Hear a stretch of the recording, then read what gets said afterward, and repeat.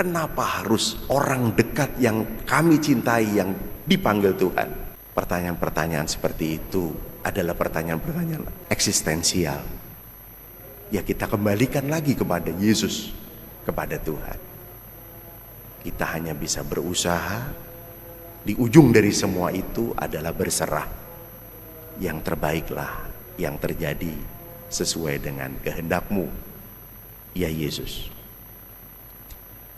Nanti di saat kita beradorasi atau penghormatan sakramen Maha Kudus, silahkan pandanglah Yesus yang hadir dalam sakramen Maha Kudus dan berdoalah dari rumah masing-masing dengan penuh iman.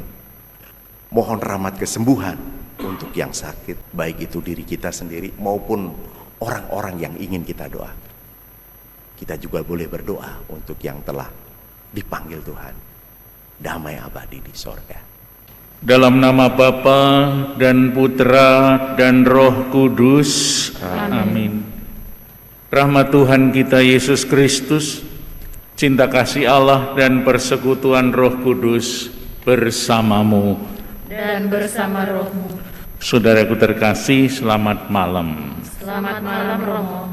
Hari ini kita merayakan hari Jumat yang pertama.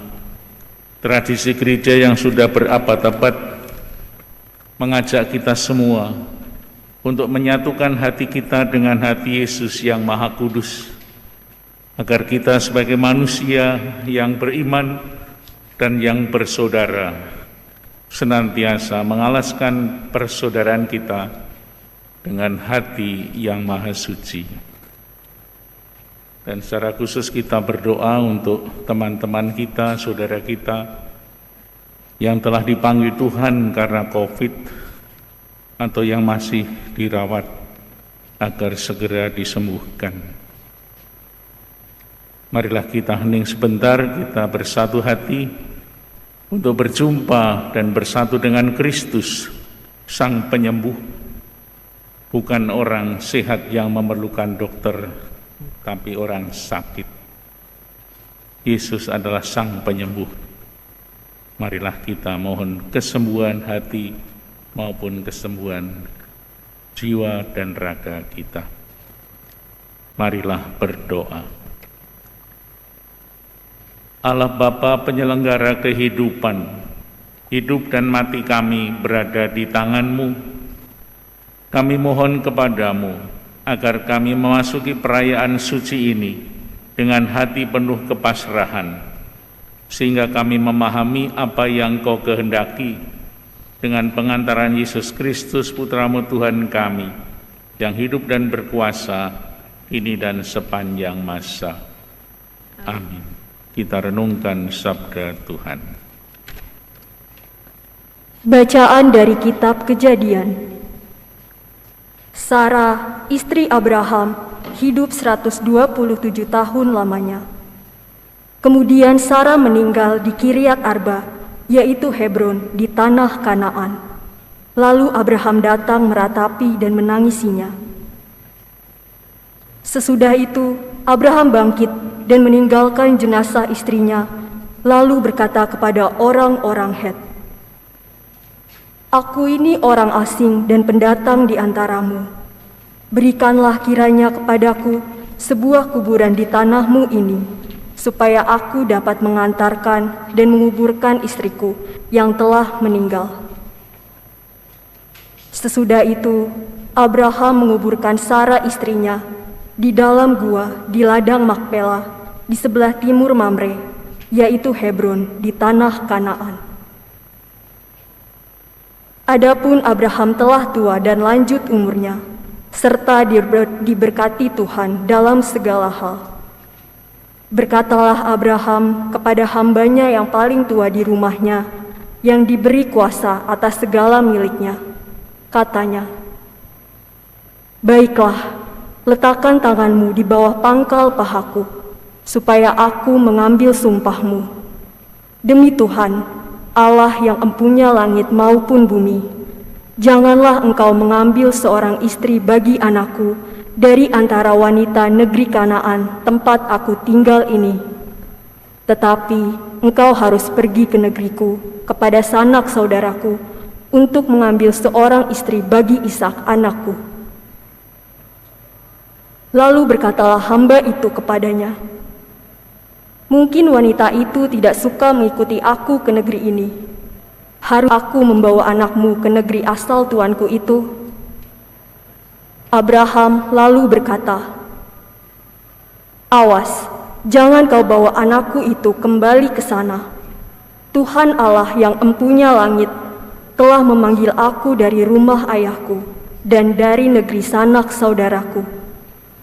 Ia telah bersabda dan bersumpah kepadaku, negeri ini akan kuberikan kepada keturunanmu. Dialah yang akan mengutus malaikatnya berjalan di depanmu, sehingga engkau dapat mengambil seorang istri dari sana untuk anakku. Tetapi jika wanita itu tidak mau mengikuti engkau, maka bebaslah engkau dari sumpahmu kepadaku ini. Hanya saja, janganlah anakku kau bawa kembali ke sana. Beberapa waktu kemudian Ishak datang dari arah sumur Lakaroi. Ia tinggal di tanah Negeb. Menjelang senja, Ishak keluar untuk berjalan-jalan di padang. Ia melayangkan pandangannya dan melihat ada unta-unta datang mendekat. Itulah hamba Abraham yang kembali dari negeri tuannya dan membawa serta Ribka, calon istri Ishak. Ribka juga melayangkan pandangannya dan melihat Ishak. Segera Ribka turun dari untanya dan bertanya kepada hamba Abraham, siapakah orang yang berjalan di padang menuju kita itu? Jawab hamba itu, dialah tuanku. Lalu Ribka mengenakan telengkungnya dan menyelubungi diri.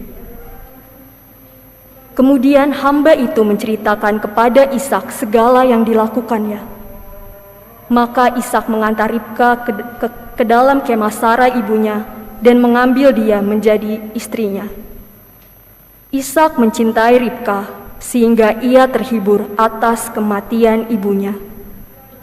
Demikianlah sabda Tuhan. Syukur kepada Allah.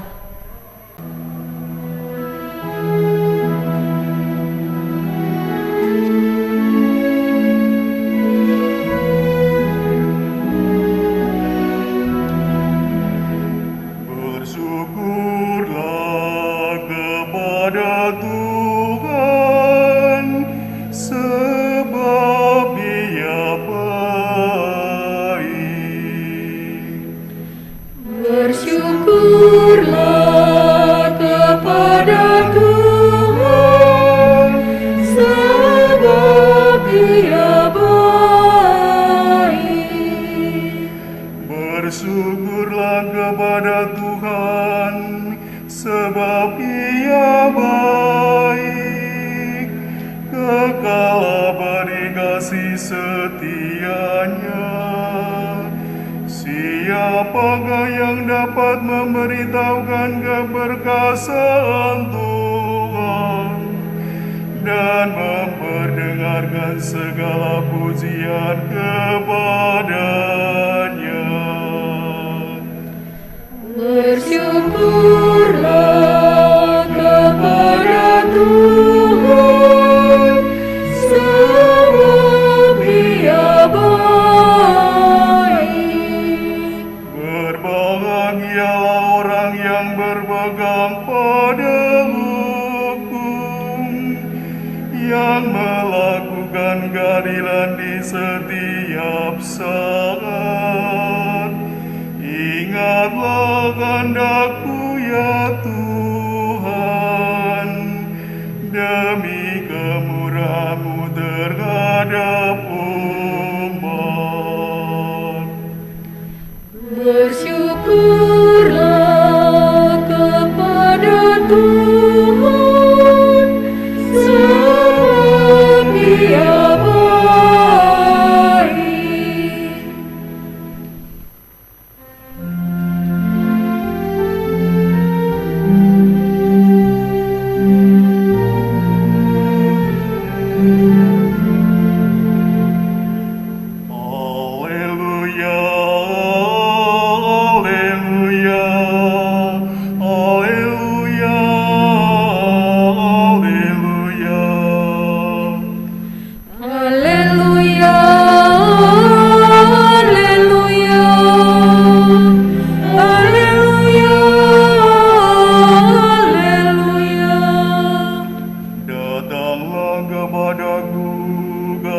kalian yang letih dan berbeban berat, maka Aku akan membuat kalian lega. Haleluya, haleluya, haleluya, haleluya, haleluya, haleluya, haleluya, haleluya. Tuhan sertamu. Dan sertamu juga. Inilah Injil Yesus Kristus menurut Matius. Dimuliakanlah Tuhan. Pada suatu hari Yesus melihat seorang yang bernama Matius duduk di rumah cukai. Yesus berkata kepadanya, "Ikutlah aku." Matius segera berdiri dan mengikuti Yesus. Kemudian ketika Yesus makan di rumah Matius, datanglah banyak pemungut cukai dan orang berdosa, makan bersama-sama dengan dia dan murid-muridnya. Melihat itu orang-orang Farisi berkata kepada murid-murid Yesus, "Mengapa gurumu makan bersama-sama dengan pemungut cukai dan orang berdosa?" Yesus mendengarnya dan berkata, "Bukan orang sehat yang memerlukan tabib, melainkan orang sakit. Maka pelajarilah arti sabda ini. Aku menginginkan belas kasihan, bukan persembahan. Aku datang bukannya untuk memanggil orang benar, melainkan orang berdosa." Demikianlah Injil Tuhan. Terpujilah Kristus.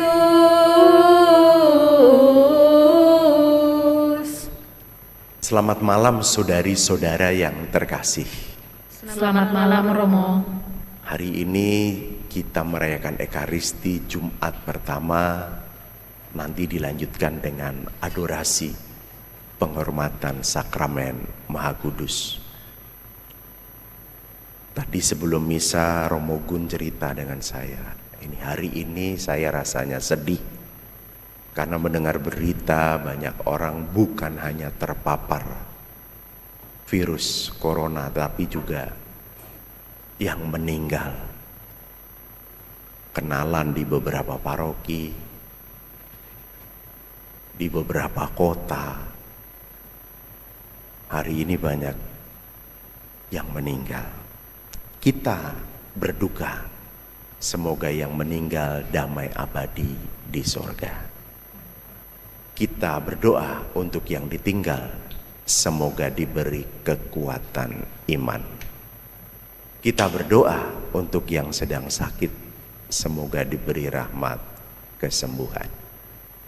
Hari ini ada sabda di dalam panggilan Matius, dari pemungut cukai, orang berdosa, dirubah oleh Yesus menjadi penulis Injil atau pewarta Yesus yang luar biasa. Tapi ada konteks yang cocok dengan situasi kita, yakni Yesus berkata, bukan orang sehat yang memerlukan tabib, melainkan orang sakit. Memang dalam situasi pandemi yang makin merajalela, makin mengganas, makin meninggi, kita memang butuh obat, butuh vitamin, kita butuh dokter. Dan itu memang harus kita lakukan. Ada yang di rumah sakit, ada yang isolasi mandiri di rumah. Tetapi lebih daripada itu, hari ini kita diingatkan lagi, ada dokter dari segala dokter, tabib dari segala tabib, yakni Yesus sendiri. Saatnya kita melakukan usaha manusiawi, usaha secara ilmiah sesuai dengan ilmu kedokteran, tetapi juga saatnya kita memohon pertolongan Yesus, tabib dari segala tabib ini. agar menjamah siapapun yang sakit, keluarga, saudara, sahabat, handai tolan. Dan semoga kita imani rahmat kesembuhan akan tercurah. Sakit datangnya begitu cepat, tertular itu begitu cepat, tapi perginya begitu lambat. Ini yang kadang membuat juga gregetan, stres tersendiri untuk beberapa orang. Kenapa harus saya yang terpapar? Kenapa harus saya yang sakit? Atau kenapa harus keluarga saya yang sakit? Di ujungnya, kenapa harus orang dekat yang kami cintai yang dipanggil Tuhan? Pertanyaan-pertanyaan seperti itu adalah pertanyaan-pertanyaan eksistensial. Ya, kita kembalikan lagi kepada Yesus, kepada Tuhan. Kita hanya bisa berusaha. Di ujung dari semua itu adalah berserah. Yang terbaiklah yang terjadi sesuai dengan kehendak-Mu, ya Yesus. Nanti di saat kita beradorasi atau penghormatan sakramen Maha Kudus, silahkan pandanglah Yesus yang hadir dalam sakramen Maha Kudus dan berdoalah dari rumah masing-masing dengan penuh iman. Mohon rahmat kesembuhan untuk yang sakit, baik itu diri kita sendiri maupun orang-orang yang ingin kita doa. Kita juga boleh berdoa untuk yang telah dipanggil Tuhan, damai abadi di sorga. Amin. Marilah kita berdoa. Allah Bapa yang Maha Baik, Kau telah memuaskan kami dengan kehadiran Yesus dalam sakramen ini. Semoga kami dikuatkan olehnya untuk mencapai hidup kekal, sebab Dialah Tuhan dan pengantara kami. Amin. Kita akan melanjutkan dengan perayaan adorasi.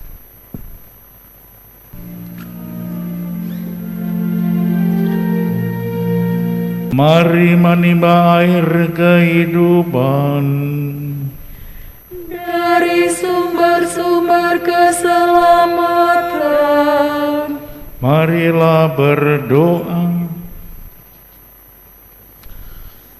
Allah yang penuh belas kasih, dalam hati putra-Mu yang terlukai dosa-dosa kami, Engkau menganugerahi kami hati cinta kasih-Mu yang tak terhingga. Berkenankanlah kami menyampaikan sembah bakti kami kepadanya dan mengamalkan tobat kami dalam langkah laku yang pantas. Demi Kristus Tuhan kami. Amin. Marilah kita hening sebentar. Kita bersembah sujud kepada Tuhan Yesus yang hadir dalam sakramen Maha Kudus. Biarlah kita semua belajar dari hati Yesus yang Maha Suci itu, dengan rela berkorban sampai mati dan memberikan dirinya sebagai santapan bagi kehidupan kita. Tuhan, kami bersembah sujud kepadamu, karena Engkau adalah Sang Allah yang menjadi manusia, yang mencintai kami dengan berkorban sampai akhir. Maka kami bersembah sujud kepadamu ya Tuhan, seraya melambungkan nyanyian.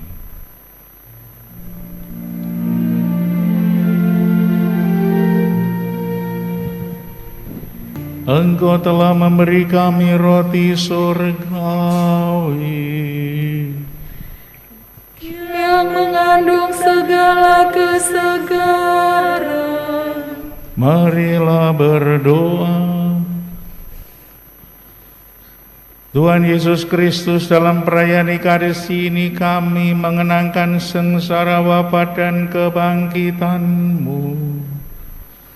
Semoga ibadat pujian sakramen Maha Kudus ini semakin membuat kami sadar akan besarnya cinta kasih-Mu sehingga kami boleh mengalami keselamatan dan damai-Mu di bumi, dan menikmati kebahagiaan abadi di surga.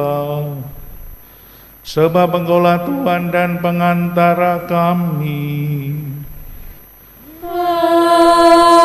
Amin. Marilah kita menerima berkat dari Tuhan Yesus dalam sakramen Maha Kudus.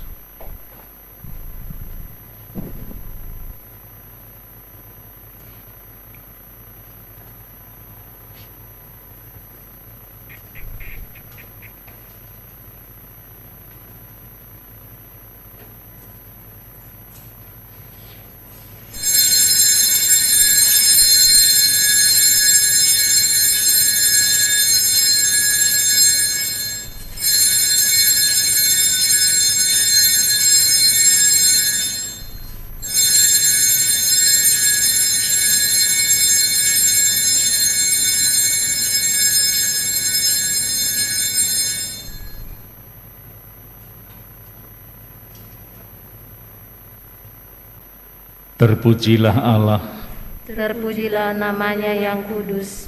terpujilah Yesus Kristus, Sungguh Allah, sungguh manusia. terpujilah nama Yesus, Terpujilah hatinya yang maha kudus. terpujilah Yesus Kristus, Terpujilah darahnya yang maha indah. terpujilah Yesus, Dalam sakramen maha kudus, terpujilah Roh Kudus, penghibur kita. terpujilah Bunda Allah yang tiada bandingnya, Perawan Maria yang amat suci terpujilah yang terkandung dengan suci, dan tak bernoda. terpujilah nama Maria, Perawan dan bunda terpujilah Bunda Maria, yang diangkat ke surga dengan mulia. terpujilah Santo Yusuf, Mempelainya yang amat suci. terpujilah Allah. Dalam para malaikatnya dan semua orang kudus. Saudaraku terkasih, ibadat sudah selesai.